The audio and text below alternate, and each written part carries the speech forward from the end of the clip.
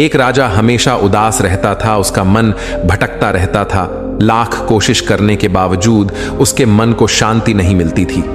राजा की इस उदासी के कारण उसका मन राजकाज के कार्यों में नहीं लगता था, जिससे राजकाज के कार्य प्रभावित हो रहे थे। राजा के दरबारी व मंत्री भी राजा की इस समस्या का समाधान नहीं कर पा रहे थे। एक बार उसके नगर में एक भिक्षु आया।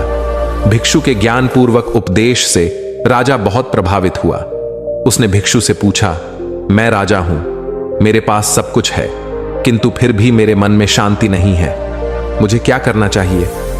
भिक्षु ने राजा की बात पर गौर किया और फिर कुछ सोचकर बोले, राजन, आप प्रतिदिन भेष बदलकर अपनी प्रजा के बीच में जाएं और यह जानने की कोशिश करें कि प्रजा का क्या हाल है और आपका राज्य कैसा चल रहा है। राजा ने भिक्षु की बात मानी और प्रतिदिन भेष बदलकर प्रजा के बीच जाने लगा। प्रजा के बीच जाने से राजा को बहुत हैरानी वाली बातें पता लगा। उसे पता चला कि प्रजा बहुत दुखी है। उसके राजकाज के कार्यों में कम दिलचस्पी लेने की वजह से राज्य के अधिकारी लापरवाह और रिश्वतखोर हो गए हैं। जमाखोरों की वजह से दैनिक कार्यों की मूलभूत वस्तुओं के भाव बढ़ने से महंगाई बढ़ गई है। खिन्न पानी की समस्या थी तो कहीं स्वास्थ्य सुविधाओं का अभाव था। धनी लोग तथा राजा के रिश्वतखोर अधिकारी मिली भगत से राज्य की संपदा लूट रहे थे। गरीब व्यक्ति और गरीब होता जा रहा था। प्रजा में राजा के प्रति आक्रोश बढ़ता जा रहा था। किसी भी वक्त प्रजा राजा के खिलाफ विद्रोह कर सकती थी। यह सब जानकार राजा तुरंत सब कुछ भूलकर राजकाज के कार्यों में झूठ गया। रिश्वतखोर अधिकारियों को गिरफ्तार कर जेल में डाल दिया। जमाखोरों के गोदामों पर छापे मारकर सारा माल जब्त किया गया। राजा ने खुला दरबार लगाकर प्रत्यक्ष रूप से प्रजा की समस्याएं सुननी शुरू कर दी और जितनी जल्दी हो सकता था उन समस्याएं सुननी शुरू कर दी और जितनी जल्दी हो सकता था उन समस्याओं का समाधान करने लगा। प्रजा के मन में राजा के प्रति सम्मान बढ़ने लगा। कुछ दिनों बाद भिक्षु राजा से मिला और पूछा, राजन, आपको कुछ शांति प्राप्त हुई? राजा बोले, मुझे पूर्ण रूप से शांति तो नहीं मिली, किंतु जब से मैंने अपनी प्रजा के दुखों के बारे में जाना है, मैं उनके दुख निवारण में लगा हूं। इससे मेरे मन को थोड़ी थोड़ी शांति मिल रही है। तब भिक्षु ने समझाया, राजन, आपने शांति के मार्ग को खोज लिया है, बस आप उस पर आगे बढ़ते जाएं। एक राजा तभी प्रसन्न रह सकता है जब उसकी प्रजा सुखी हो। देश के शासकों को आम जनता के दुख तकलीफों के बारे में गहराई से जानना चाहिए और उनका निवारण करना चाहिए। अगर आम जनता सुखी होगी तो देश के शासक भी सच्चा सुख अनुभव कर सकेंगे और देश तरक्की की राह पर चलेगा। कुछ समय बीत गया।